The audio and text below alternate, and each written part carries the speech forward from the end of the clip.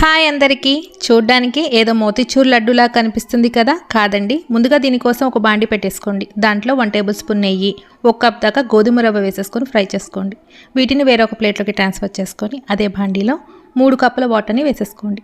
Rolling boil అయ్యేటప్పుడు 1 cup పంచదార వేసేసుకొని మిక్స్ చేసేసుకోండి. ఇలా పూర్తిగా పంచదార కరిగిపోయాక మనం ఇందాక ఫ్రై చేసి పెట్టుకున్న గోధుమ రవ్వని వేసేసుకొని మూత పెట్టి ఒక 10 నిమిషాల పాటు లో ఫ్లేమ్లో కుక్ చేసుకోండి.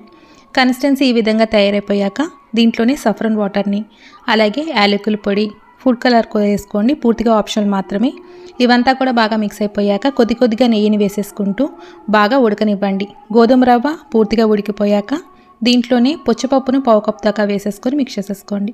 చూడండి, కన్సిస్టెన్సీ ఈ విధంగా తయారైపోయాక ఇప్పుడు స్టవ్ అనేది ఆఫ్ చేసేసుకొని చల్లారనిచ్చేసి ఇలా లడ్డూలా చుట్టేసుకోవడమే అండి. చాలా టేస్టీగా ఉంటుంది. ఒకసారి మీరు కూడా ట్రై చేసి ఎలా వచ్చిందో కామెంట్ రూపంలో తెలియచేయండి. నచ్చితే కనుక లైక్ చేసి షేర్ చేయండి. Thank you for